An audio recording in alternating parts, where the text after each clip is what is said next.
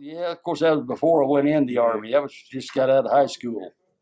I got a job at 85 cents an hour, putting metal pieces, angle irons all together in the jig and padlocking them or snapping them together. Then a welder would come along and weld them up. I just been out of high school 3 or 4 days, and one evening there was short a welder, and the welder was on behind me, and I just picked the cord up for the stinger and went to welding, and turned around, the boss was standing right behind me. Immediately I was made a welder. He just picked up a chipping hammer and looked at my welds over right good and made me a welder. Went from 85 cents to $1.25 an hour. When you were at Bendix, you made special parts for Sputnik, the spaceship. Well, yeah, that's all secret stuff more or less, but I hate to have it on tape anyhow. When did you leave to go to the Army? January. Oh, the first day of January, I think it was. January 1st? And 53. 1953. 54? 53. 53. Well, I was up drafted for physical. The year before I was drafted in, and I had a bad leg, and I'd had broke it when I was just a kid. I had a piece of dead bone in it, and they told me you will never have to go to the military because of that leg, you know. Well, a year later, I got a draft notice to show up for another physical, and believe it or not, they drafted me in the Army. And even though I had a bad leg, I could outwalk anybody in the Army. I could carry anybody in the Army. No matter what went on, I didn't have no problem, you know. Till, let's see, I went through the physical and got my notice to report. So I worked right up to the day I left at Bendix, Kansas City, and went to Fort Riley and took 8 weeks of basic, and then I finished that. I went to California for another 8 weeks. While I was in California, I got called in for an interview to be an officer in the Army with officers training course. And an old major was interviewing me, and he told me how rough the training would be, and finally I just stopped him and I says, well, this would be my tour of duty if I was to take this. He said, well, you have 25 years to the government. Whenever the president calls, you go. And I just said, well, my 2 years is up, I'm going home. So that ended that conversation right then and there, you know. They shipped us out, said, well, we would get paid when we got to Fort Lewis, Washington. We got to Fort Lewis, well, you get paid when you get on board the ship. We got aboard the ship. You get paid when you get to Korea. So our whole company was shipped out with no money. You couldn't go down to the mess hall in that ship, but everybody was sick. It was a mess, you know. And I was out on deck going along, and a guy came up to me, wouldn't know if I'd stand that chow. They got a line to PX. It took about 2 hours, 2 to 3 hours just to get to PX. And I got him. I said, yeah, I'd stand that line for him. So I stood that line, put 3 hours in it, come out with about a dozen boxes of candy bars and one thing and another. And he said, well, now what do I owe you for standing in line? I said, well, how about a box of them candy bars? So I ate 5 or 6 of them first thing off. You know, I hadn't ate for 3 or 4 days. And then I went down the line and sold them for 25 cents a piece. And then I stood at another 3 hours. He got me some more, and cookies and whatever, you know, I could buy. And but to keep them, everybody in our whole company, our whole deck of that ship was starving to death, you know. No, everybody was sick, and nobody had anything to eat. So I stuck some under my bunk. Just a swinging bunks. I stuck them under my blankets and things on that. And, you know, they still got that mouth from under me in the middle of the night, and I slept. They needed them bad. I guess I gave some of my friends a few candy bars, but I don't know how they got them, but they got them out from under me anyhow. And we got aboard an old steam train and headed north. Took us 24 hours to get from Southern Korea to Northern Korea. An old steam train and up through there. And I remember the first stop we made to get coal and water for the old train was the kids come on begging for anything GI could give them. And this one kid, my daddy GI, you give. My daddy GI, you give. And it made me think right then and there, I ain't leaving no relative of mine in Korea. You know what I mean, you know. And I did. Got called to regiment, first thing, to be the General's Honor Guard. I'd go back to Seoul and I'd be the General's Honor Guard. And I said, I don't want to be around the brass, I ain't going. What is the General's Honor Guard? And you do a lot of marching and for parades and things like that, and you practice for the trade. But you stand guard at night for every bunks, and you walk him to the shower, you walk him back to his bunk. But when he drives through the combat zone, you ride in the back seat of the Jeep. If he comes under fire, well, you to take him out, whoever's shooting at him. And I was a good shot. That's how I got picked, because I carried a gun ever since I was 12 years old. I could hit a squirrel running through the air almost, you know. At 500 yards with 9 shots, you had 15 seconds to fire 9 shots. Put one in your gun and a clip of 8 in your belt. You had to lay down and fire that one shot and put that clip in your gun, see how fast you could reload, and 15 seconds to fire all 9 shots. And I had mine all fired long before 15 seconds was up. And that's how I wound up getting to be the General's Honor Guard, because I could, with iron sights, I could fire fast and fire straight. But I said, no, I'm not going down to be the General's Honor Guard. You sure you don't want to go? You be down there where you got movies, you got PXs, you got lots of time, you know. I said, don't want to go. That's all there is to it. And okay, they let me off, believe it or not. And so I spent the rest of my time on switchboard. He's sitting there answering the switchboard. Tell how you got it. You was on the truck and they asked somebody who could run a switchboard. You held up your hand and you didn't even know what a switchboard was. I had for some reason I said I'd run a switchboard, but I had. When we got overseas, they told us we would move to Japan, and we were going to move over there. Just kept putting off day at a time till Christmas Day. They said, well, they decided to leave us in Korea. And our Christmas packages, they kept them in Japan. When we got there, they'd send them over to us. And so they loaded them with a tractor and a loader, what they done, an old skid steer loader, dumped them in a ship, hauled them over there, and loaded them in a truck. And all was left of them when we got them was the wrapping with an address on them, a name and address. That was all left of Christmas packages. Everything else was just destroyed about them. That was our Christmas. And our dinner, too. They canceled our dinner because we was going to go to Japan. And when they canceled our trip to Japan, we didn't have nothing to eat on Christmas Day. And so I thought, that's Christmas Eve, that evening, Christmas. I don't know whether to tell this or not. It's kind of a dirty story. Yeah, go ahead and tell it. So Christmas morning, I'll go through and get breakfast anyhow. They did get a little bit of breakfast come in, scrambled eggs and things, and just a tent, you know, was where we ate.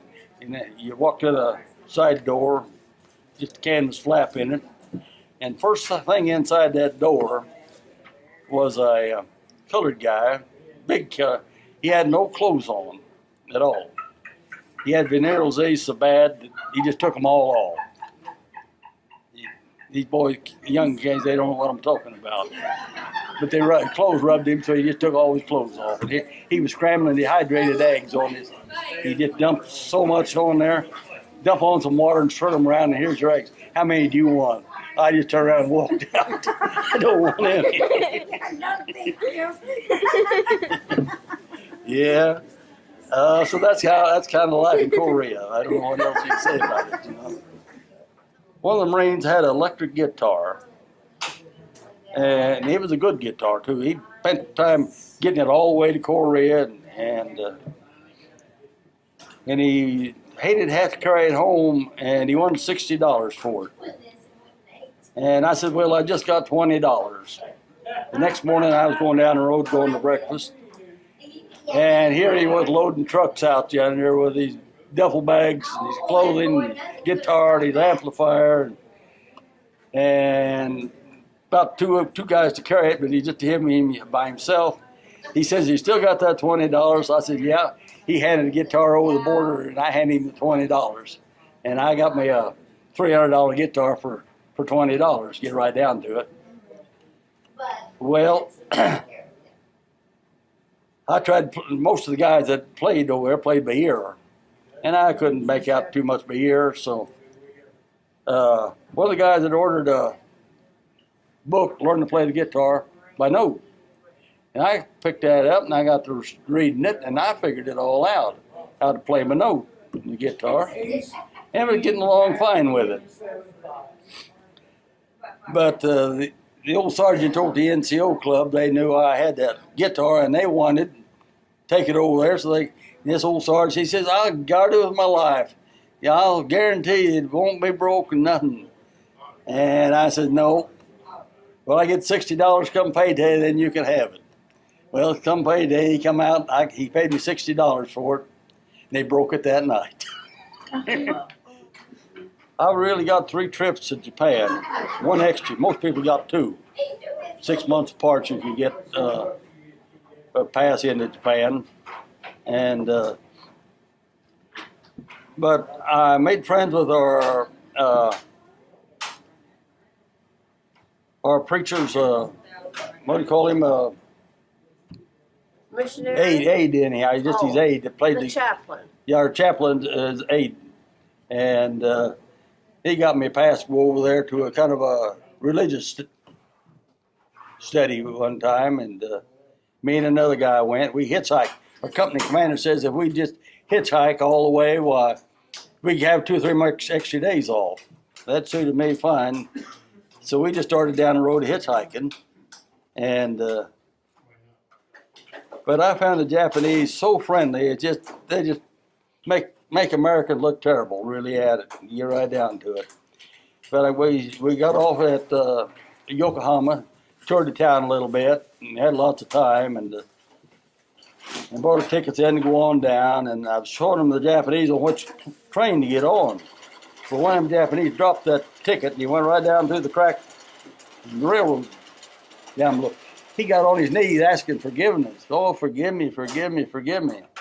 And I told him, just forget it. He says, I'll just go over here and buy another ticket. And there was a Japanese woman come along. She spoke English. Oh, my goodness. I think it's 60 cents down there. And that 60 cents was just a week's pay for them over there, you know. No, we can't. And pretty soon they jabbered amongst themselves, get on train, you know. So I got on. This guy hanging on my arm, and we go a ways, and that guy, when he get off, and he jabbered it up, he'd hang on my arm, and on we would go, you know. Changed somebody with me for about 2 or 3 times when we got down to Oiso. And he walked right with me right around to the ticket agent around there, and he jabbered to the ticket agent, also, got called, you go, no charge, you go. Now, Americans wouldn't do that for one another, no way in the world, you know, just to save 60 cents. For me, a pay to them, you thought, well, anything you get off with American, the better it is, you know. But no, they wouldn't do it. I run across some fine Japanese, really. And this Japanese come up to me with a rickshaw, you know, 3-wheel bicycle, and a canopy on the back, and went over, he could take me on a tour of Tokyo, and I said, yeah, I'll go with you. So down the street we go, and we go about 5 minutes. He turns around and he holds up one finger. He says, no Joseon, no alcohol, no cigarettes. You must be Christian. We had a good day together, you know, we really did. We just toured the town, and but he spoke good English, and which was something unusual. The Japanese were all Buddhist. In fact, it was mandatory up to the Second World War that they all showed up at Buddhist temples for worship. There was no Christianity allowed at all in Japan. And here was a Christian in Japan. Yeah. Remember, everybody got sick on the ship coming home. Again, they all got sick of going over, and they all got sick of coming home. Yeah, best day of my life that I ever remember was coming underneath the Golden Gate Bridge in San Francisco. Never felt so good in your life. When we come underneath that bridge, you know. And there was a guy at Belton. We was, at that time, we mustered out with the same rank. And we both married. And he says they've always got my pay mixed up. And we had figured up we'd get about $300 some odd mustering out pay. That was travel pay home from San Francisco, and month's wages and whatnot. And he went. His name was Dalton, and he went through the line ahead of me. And when I come through, he was all smile. He says, "I finally got my pay straightened out. I got it all caught up." I said, "Well, how much you get?" He said, "Well, I got $400 and some odd dollars." He says, "How much did you get?" I said, "Well, I got $700." Oh, man. I mean, you talk about some young guy upset. And why, I don't know. But why I got more than he did, I don't know. But I sure did. Oh, yeah. Yeah, he throwed his hat down and he's coming around. What? Yeah. Got home in November, didn't you? Yeah, about November something. I'll tell you now, it was the 25th day of October. Okay. That's when it was. I got home. And she met me at the airport in Kansas City. We flew in to Kansas City and went home. That was it. The next day, I was home and I went to Kansas City to see my grandmother. And while I was in Kansas City, I just see when I can go back to work, you know. That's kind of foolish when you've been away for 2 years and see how soon you can get back to work and get to making some money. But I did anyhow. And it wasn't but 2 days I was already back on the job. But I still had my uniform on. I'd never dug my old clothes out yet. I went into Bendix and the employment office and still had my uniform on. And I remember I could hear them talking about that guy out there. Yeah, I done bought the farm in Garden City. Got started farming. And still working at Bendix. Yeah, and I was still working at Bendix too. But I got a telegram one day to be at Kansas City for a physical and be prepared to leave for Formosa in 24 hours because I'm starting to fuss over there. You know, that'll make your day right now. What are you going to do? It just bought some cows and got started and bought a farm and all to pay for so but I got to Kansas City anyhow. Same 3 doctors that drafted me in, opened my records with all them old deals that I wasn't qualified to be in the Army. And all 3 doctors looked at that, and then one doctor looked up at me and says, "How did you get in the Army anyhow?" I said, "Doc, it wasn't my idea." He just shut him up, "Get out of here," he said. Yeah. I put first center pivot in Vernon County, yeah. We had the first round that the pivot made there at the house. There was timber along the line up between us and Raymond. And it was in the middle of the night, probably about 11 o'clock. Didn't know if the end of the pivot was going to clear the trees or not. So Kenneth said, "Okay, you go out here where the end of the pivot is so you can see if it's going to hit the trees." you set this rocket off, and if the rocket goes off, I'll shut the pivot down. Well, I had to put the rocket and the matches out away from the water because it would get wet, it wouldn't go off. So there I was up watching the water to make sure if it was going to hit the trees or not, and soaking wet with stinking river water, and then I couldn't find the rockets and the matches to shut it off so we could shut the pivots down. I finally did, but that's just one story about the pivots. Oh, that's just farm life. That was Yeah. before Cell radios phones. and cell phones, and we used rockets, Yeah. Rockets. bottle rockets. Yeah. So they got a lot in that farm. I still got a lot of interest in it, you know, and like to get out and see it operate. Son operates it now, and he does an excellent job. Makes me more money than I know how to spend. So. That's true. Yeah. Yep. Yeah, I'm retired and make more money than I used to dream about making. You know. And we didn't know if we'd ever get the farm paid off. Yeah, but once you got it all paid off, why don't we? All right. Oh, you might tell about how much you paid for it, how people wanted to meet that rich guy yeah. that paid that much money.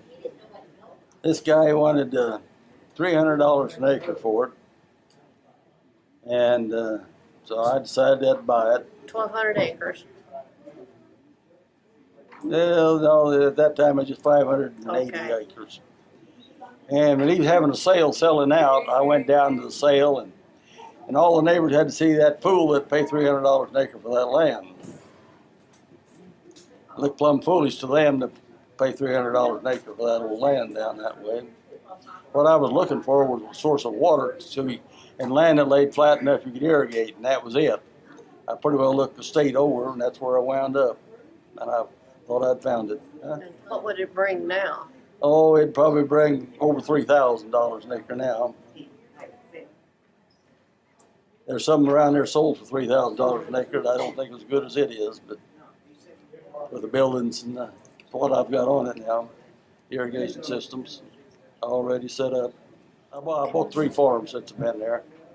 I got bought a 580, I believe, first one, and I bought a 360 and a 310 acres. Makes me 1,300. So now. You done farming yet? Yeah. Are you done? Out, do I go to out farm? Yeah. At least once a day, and most of the time twice.